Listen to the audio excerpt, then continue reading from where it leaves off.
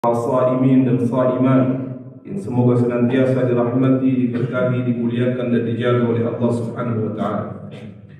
Bersyukur kita kepada Allah Subhanahu wa taala dengan senantiasa memuja dan memuji Allah dalam setiap keadaan kita.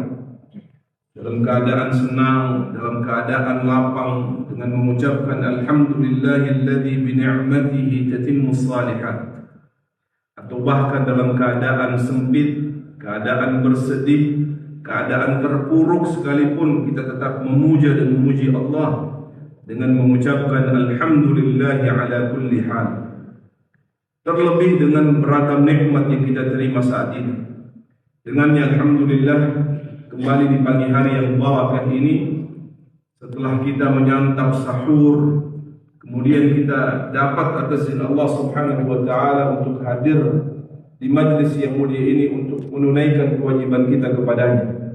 Mudah-mudahan apa yang telah kita lakukan diterima oleh Allah Subhanahu wa taala. Amin. Dicatat sebagai amal salih, memberat mizan hasanat kita, dan dengannya semoga Allah Subhanahu wa taala memudahkan langkah kita menuju jannahnya kelak. Amin ya rabbal alamin. Salawat beriring salam semoga selalu tercurah limpahkan kepada manusia terbaik, teladan sepanjang zaman, qudwah hasanah kita, Nabiur Rahmah, Nabi Muhammad sallallahu alaihi wa alihi wasallam, serta istri, keluarga, sahabat dan pengikutnya hingga akhir zaman insyaallah. Ikhwatul iman, di antara syarat untuk mendapatkan al-falah, keberuntungan di sisi Allah Subhanahu wa taala, kesuksesan di dunia bahkan di akhirat Allah Subhanahu wa taala, adalah dengan memperbanyak amal saleh kepadanya.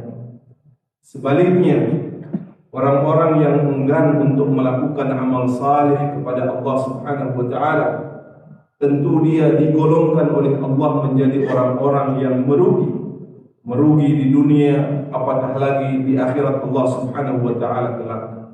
Allah Subhanahu wa taala kemudian berfirman, wal 'ashr innal insana lafi khusr illa alladhina amanu wa 'amilus salihat wa tawasaw bil haqq wa tawasaw bis sabr. Demi masa, kata Allah, demi waktu, sesungguhnya manusia secara keseluruhan berada di dalam kerugian, kecuali mereka yang beriman dan kemudian melakukan amal saleh kepada Allah Subhanahu wa taala, dan saling nasihat menasihati dalam kebenaran, dan juga saling nasihat menasihati dalam kesabaran. Oleh karenanya saudara rahimakumullah, Ramadan mengajarkan kepada kita untuk mencintai amal saleh. Oleh karenanya Rasulullah SAW menuntunkan di dalam aktivitas Ramadaniyah yang kita lakukan sepanjang 30 hari lamanya diisi padat dengan beragam amal saleh kepada Allah Subhanahu wa taala.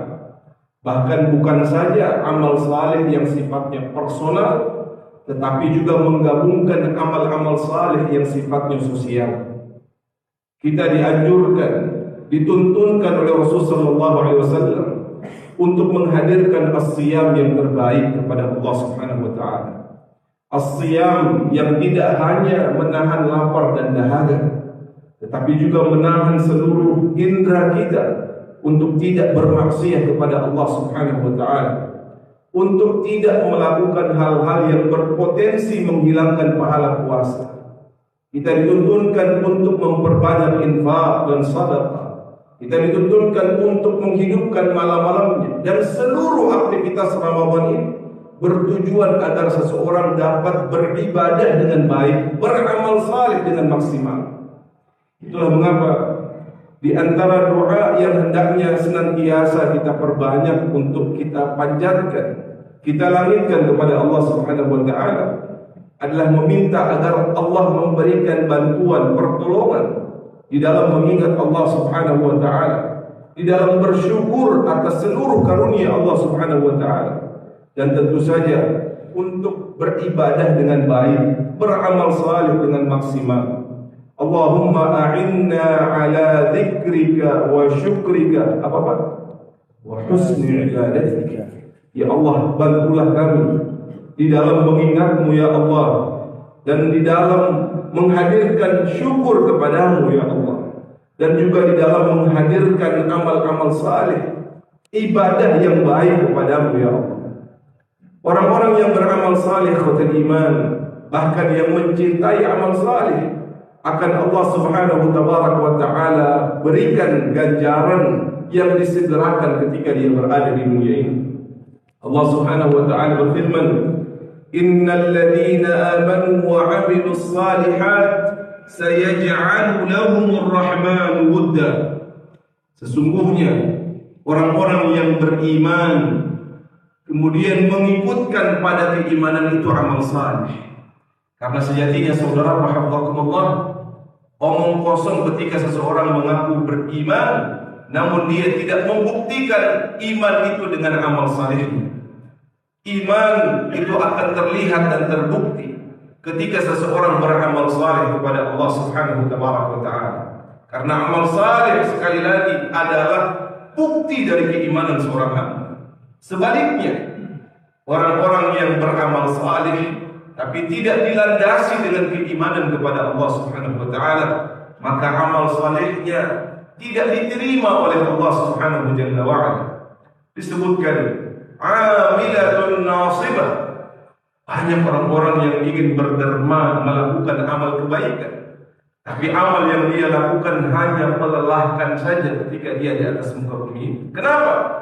Karena amal saleh tersebut tidak dilandasi dengan keimanan kepada Allah Subhanahu wa taala. Maka Allah menjelaskan sesungguhnya orang-orang yang beriman dan kemudian melakukan amal saleh, maka Allah Subhanahu wa taala akan menghadirkan di dalam hati-hati mereka wudda. Allah yang Maha Rahman, Allah yang Maha Rahim akan menghadirkan rasa cinta di dalam hati mereka. Cinta yang didapatkan dari orang-orang yang beriman, cinta yang dihadirkan oleh yang Maha mencintai hamba-hambanya, Allah Subhanahu wa taala. Cinta yang dihasilkan dari penerimaan orang-orang atas izin Allah Subhanahu wa taala. Al-Imam Muslim rahimahullah taala dalam sahihnya menjelaskan, bahkan meriwayatkan hadis qudsi dari Rasulullah sallallahu alaihi wasallam. Allah berfirman, "Inna Allah idza ahabba 'abdan da'a Jibril." Kata Rasul sallallahu alaihi wasallam menggambarkan tentang hadis qudsi itu, sesungguhnya Allah Subhanahu wa taala apabila mencintai seorang hamba, dan cintanya Allah itu datangnya dari apa tadi Pak? Amal saleh yang dilakukan oleh hamba tersebut. Orang yang mencintai amal saleh, memperbanyak amal saleh, menjaga keikhlasan dalam beramal saleh, akan mendapatkan cinta Allah Subhanahu wa taala. Dan apa yang terjadi ketika Allah mencintai hamba-Nya? Rasul sallallahu alaihi wasallam menjelaskan dalam hadis qudsi tersebut, jika Allah mencintai hamba-Nya, Allah Subhanahu wa taala akan menyeru kepada malaikat Jibril, "Ya Jibril, inni uhibbu fulanan fa ahibbahu." Sesungguhnya saya mencintai si fulan, maka cintailah olehmu fulan tersebut. Itulah mengapa ikhwatal iman, kalau kita membaca dalam hadis tentang terjadinya sakaratul maut, ketika roh dari seorang yang beriman dicabut oleh malakul maut, kemudian dibawa ke langitnya Allah Subhanahu wa taala, maka seluruh penduduk langit telah mengetahui si fulan tersebut dengan nama yang disenangi olehnya, dipanggil ketika dia berada di dunia. Kenapa penduduk langit mengetahui nama orang tersebut? Ini kaitannya dengan hadis yang kita sampaikan. Kata Allah Subhanahu wa taala, sesungguhnya saya mencintai si fulan, disebutkan dengan namanya yang terbaik yang dia inginkan, dipanggil di dunia. Olehnya mengapa ikhwatul iman, seorang muslim hendaknya memberikan nama yang terbaik untuk anak-anak, karena nama itulah yang kemudian akan dipanggil di langitnya Allah Subhanahu wa taala. Maka setelah Jibril mengetahui, thumma yunadi ahlas sama, Jibril pun menyeru kepada seluruh penduduk langit, "Ya ahlas sama, inna Allah yuhibbu fulanan fa ahibbuhu." sesungguhnya Allah telah mencintai si fulan, disebutkan dengan namanya yang terbaik, fulan bin fulan. Fa'ahibbuh, maka cintailah oleh kalian si fulan tersebut. Maka seluruh penduduk langit mencintai si fulan yang dicintai oleh Allah Subhanahu wa taala. Karena apa? Karena amal saleh yang dia lakukan kepada Allah Subhanahu wa taala. Maka ketika fulan tersebut dicintai oleh Allah, dicintai oleh Jibril, dicintai oleh seluruh penduduk langit, fatudha' lahu al-qabul fil ardh, maka Allah Subhanahu wa taala menjadikan si fulan tersebut diterima oleh penduduk bumi. Sebaliknya, apabila Allah Subhanahu wa taala membenci si fulan, membenci karena kekufurannya, membenci karena mungkin dia mengaku beriman tapi tidak membuktikan iman tersebut dengan tidak beramal saleh kepada Allah Subhanahu wa taala, maka Allah Subhanahu wa taala juga menyeru kepada Jibril, ya Jibril, inni ubghidu fulanan, sesungguhnya saya membenci si fulan, disebutkan dengan namanya. Maka Jibril pun membenci si fulan tersebut. Lalu Jibril menyeru kepada seluruh penduduk langit, ya ahlas sama, sesungguhnya Allah Subhanahu wa taala membenci si fulan, maka bencilah oleh kalian si fulan tersebut. Maka seluruh penduduk langit membenci orang tersebut. Maka ketika Allah, Jibril dan penduduk langit telah membenci si fulan, maka dia tidak mendapatkan penerimaan di atas muka bumi ini. Oleh karenanya saudara rahimahullah, para ulama menjelaskan ini adalah buah dari keimanan dan amal saleh yang dilakukan oleh seorang hamba yang Allah segerakan di atas muka bumi ini. Dia mendapatkan cinta Allah, dia mendapatkan penerimaan dari Allah Subhanahu wa taala, dan juga penerimaan dari makhluk-makhluk yang diciptakan oleh Allah Subhanahu wa taala. Diriwayatkan dari Abu Hurairah radhiyallahu taala anhu ketika menyampaikan hadis ini. Kemudian diriwayatkan oleh Suhail bin Aslam dari ayahnya. Beliau mengatakan suatu ketika kita berada di padang Arafah sedang melakukan wukuf. Lalu pada saat itu khalifah dari Bani Umayyah yaitu Umar bin Abdul Aziz rahimahullahu taala datang untuk juga melakukan ibadah haji bersama dengan rakyatnya. Maka ketika beliau berada di padang Arafah, seluruh orang-orang yang berwukuf itu berdiri untuk menyambut kedatangan beliau, ingin memeluk beliau, ingin kemudian hanya sekedar berjabat tangan, bertegur sapa. Maka kemudian Suhail mengatakan kepada ayahnya, wahai ayah, saya meyakini bahwa Umar bin Abdul Aziz adalah orang yang dicintai oleh Allah Subhanahu wa taala. Lalu ayahnya berkata, apa yang membuatmu yakin wahai anak? Karena sesungguhnya Allah Subhanahu wa taala menjadikan Umar bin Abdul Aziz diterima oleh penduduk bumi. Inilah tanda saudaraku rahimakumullah ketika seseorang mendapatkan cinta Allah, buah dari amal salehnya, buah dari kecintaannya terhadap Allah, buah kecintaannya terhadap melakukan amal saleh kepada Allah Subhanahu wa taala.